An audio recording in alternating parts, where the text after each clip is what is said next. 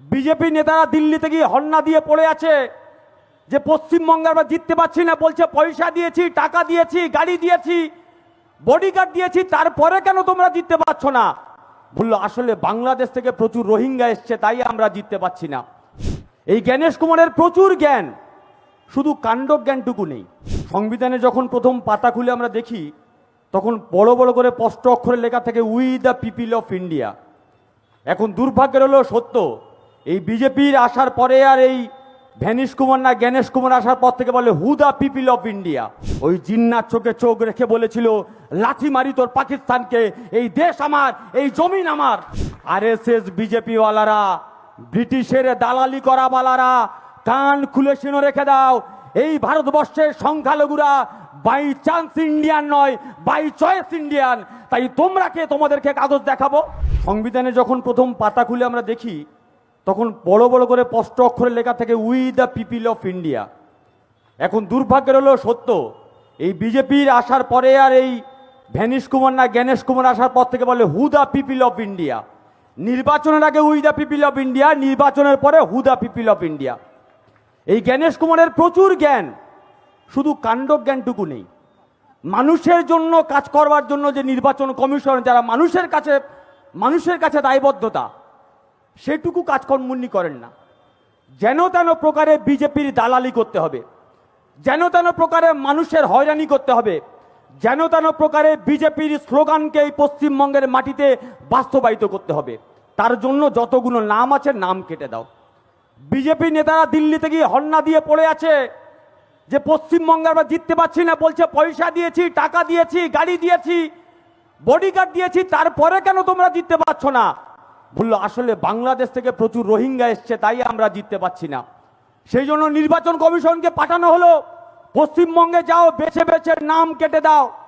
যারা তৃণমূল কংগ্রেসের সমর্থন করে, যে মহিলারা সমর্থন করে, তারা আদিবাসী হতে পারে, তারা এসসি হতে পারে, এসটি হতে পারে, তারা মুসলমান হতে পারে, তারা মহিলা হতে পারে, তাদের নাম রাতারাতি কেটে বাদ দিয়ে দাও। ওই জন্য নাম দিয়েছে আমাদের রাজ্যের আমাদের নেত্রী, তিনি বারবার করে বলছেন ভ্যানিশ কুমার। এই ভ্যানিশ কুমার যতই চেষ্টা করুক, তৃণমূল কংগ্রেসকে ভ্যানিশ করতে পারবে না। কিন্তু 26-এর পরে গ্যারান্টি দিয়ে বলে যাচ্ছি, পশ্চিমবঙ্গের মাটিতে এই বাংলার মানুষ পদ্ম ফুলকে ভ্যানিশ করে দেবে ভোট বাক্সে। তার জন্য বাংলার মানুষ তৈরি হচ্ছে। কি অদ্ভুত বিষয়! স্লোগান তোলা হচ্ছে হিন্দি হিন্দু হিন্দুস্তান, মুসলিম যাও পাকিস্তান, আর সেই স্লোগানকে স্ট্যাম্প মারছে নির্বাচন কমিশন। যদি বিশ্বাস না হয়, আসুন ভারতবর্ষকে ঘুরে যান, আমাদের পশ্চিমবঙ্গে আসুন, এইখান থেকে হাওড়া স্টেশন, হাওড়াতে গিয়ে ট্রেনে উঠুন। যে হকার আপনাকে চা দিতে আসবে, আপনার সঙ্গে বাংলায় কথা বলবে। আপনি তাকে জিজ্ঞেস করবেন বাংলা ভাষায় যে ভাই তোমার উপাস্য দেবতা বা দেবীর নাম কি? হকার বাংলায় বলবে আমার উপাস্য দেবতা বা দেবীর নাম হচ্ছে মা দুর্গা অথবা মা কালী। ট্রেনটা কিছুক্ষণ পর চলে যাবে উড়িষ্যাতে, হকারের ভাষা বাংলা থেকে হয়ে যাবে উড়িয়া, উপাস্য দেবতা হয়ে যাবে জগন্নাথ দেব। তারও কিছুক্ষণ পর ট্রেনটা চলে যাবে তামিলনাড়ু, হকারের ভাষা বদলে যাবে তেলুগু, উপাস্য দেবতা হয়ে যাবে মীনাক্ষী দেবী। তারও কিছুক্ষণ পর ট্রেনটা চলে যাবে অন্ধ্রপ্রদেশ, হকারের ভাষা বদলে যাবে তেলুগু, উপাস্য দেবতা হয়ে যাবে নৃসিম্হা। ওখান থেকে চলে যান কেরালা, হকারের ভাষা বদলে যাবে মালায়ালাম, উপাস্য দেবতা হয়ে যাবে পরশুরাম। ওখান থেকে চলে যান মহারাষ্ট্র, হকারের ভাষা বদলে যাবে মারাঠি, উপাস্য দেবতা হয়ে যাবে গণেশ। ওখান থেকে চলে আসুন আবার আমাদের আসাম, হকারের ভাষা বদলে যাবে অসমিয়া, উপাস্য দেবী হয়ে যাবে কামাখ্যা দেবী। এটাই আমার ভারতবর্ষ। নানা ভাষা, নানা মত, নানা পরিধান, বিবিধির মাঝে দেখো মিলন মহান। সেই ভারতবর্ষের ঐতিহ্যকে প্রতিদিন এই আরএসএস, বিজেপি আর নির্বাচন কমিশন মিলে ভাঙতে চাইছে। প্রতিদিন বলছে তোমার নাম কি? ও প্রতীকুর রহমান। তাহলে তুমি বাংলাদেশি, তাহলে তুমি রোহিঙ্গা, তাহলে তোমার কাগজ দেখাও। আমরা কান খুলে শুনে রেখে দিন। নেত্রী পেছনে বসে আছে বলে বলবার সাহস পাচ্ছি। কান খুলে শুনে রেখে দিন, যেদিন ভারত ভাগ হয়েছিল আর ওই পাশ থেকে পাকিস্তানের জিন্না যখন এই ভারতবর্ষের মুসলমানদের দিকে তাকিয়ে বলেছিল, এ ভারতবর্ষের মুসলমানরা তোমরা পাকিস্তানে এসো, তোমাদের জন্য আলাদা দেশ করেছি, তখন আমাদের বাপ ঠাকুর দ্বারা ওই জিন্নার চোখে চোখ রেখে বলেছিল লাঠি মারি তোর পাকিস্তানকে, এই দেশ আমার, এই জমিন আমার। এই ভারতবর্ষের মাটিতে আরএসএস বিজেপি ওয়ালারা, ব্রিটিশের দালালি করা বালারা কান খুলে শুনে রেখে দাও, এই ভারতবর্ষের সংখ্যালঘুরা বাই চান্স ইন্ডিয়ান নয়, বাই চয়েস ইন্ডিয়ান। তাই তোমরা কে তোমাদেরকে কাগজ দেখাবো? তাই আমাদের সামনে এই কঠিন লড়াই, এই লড়াই আমাদেরকে লড়তে হবে। আর সেই লড়াই লড়বার জন্য এই রাজ্যের মাটিতে তৃণমূল কংগ্রেস, সে লড়াই লড়বার জন্য বাংলার নেত্রী মাননীয়া মমতা ব্যানার্জি মহাশয় প্রতিদিন আশ্বস্ত করছে। ওই ছোটবেলায় একটা টিভিতে অ্যাড দেখতাম, আমি খুব ভয় ভয় করেই বলছি, ছোটবেলায় টিভিতে একটা অ্যাড দেখতাম, দিদি গেঞ্জি চোখ বন্ধ করে ভরসা করা যায়। পশ্চিমবঙ্গের মাটিতে দিদি হচ্ছে একটা ব্যান্ড বাংলার মানুষের জন্য। বাংলার মানুষ চোখ বন্ধ করে ভরসা করে।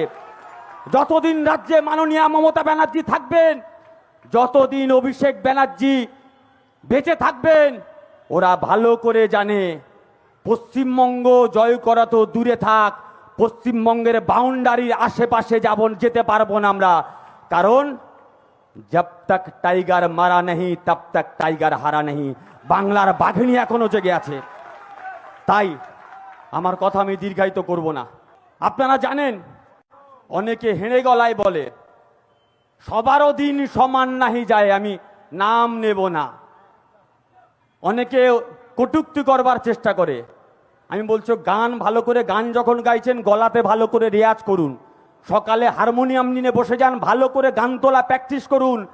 কারণ 26-এর পরে আপনাকে গাইতে হবে, ও বন্ধু তুমি শুনতে কে পাও, দিল্লির বন্ধু আর শুনতে পাবে না। আর যখন দিল্লির বন্ধু শুনতে পাবে না, তখন তোমাকে গাইতে হবে, তোমার দেখা নাই রে তোমার দেখা নাই। তখন তৃণমূল কংগ্রেসের কর্মীরা থাকবে। আর আগামী 26-এ আমি আমার সহকর্মীদের কাছে অনুরোধ করব, যারা সবুজ আবির কিনবেন 1 কেজি 500 আবির বেশি করে কিনবেন। কারণ বাইরে মুখ দেখাতে লজ্জা পাবে, আপনাদের কাছে আবির চাইবে যে একটু দাও, মুখে মেখে বাইরে বেরোই। প্রত্যেকে দয়া করে আবিরগুলো দেবেন। আগামী 26-এ বাংলার মাটিতে বাংলার জন্য আজকের এই লড়াই যদি আমরা হেরে যাই, এই লড়াই যদি আমাদের প্রজন্ম হেরে যায়, শুধুমাত্র আমরা হারবো না, শুধুমাত্র ওই মানুষটা হারবে না, এই লড়াই যদি আমরা হেরে যাই, ভারতবর্ষে সংবিধান বিরোধী লড়াই হেরে যাবে। ভারতবর্ষের যারা সংবিধানের বিরোধিতা করে তাদের বিরুদ্ধে লড়াই দুর্বল হবে। তাই ওই মানুষটা জিতলে বাংলা জিতবে। বাংলা জিতলে যারা সংবিধানকে হারাতে চায় তারা জিতবে, আর সংবিধান জিতলে গোটা দেশ জিতবে।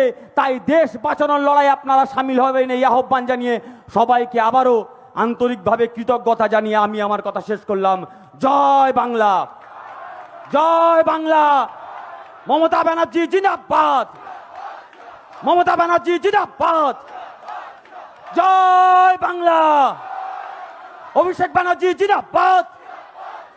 জয় হিন্দ।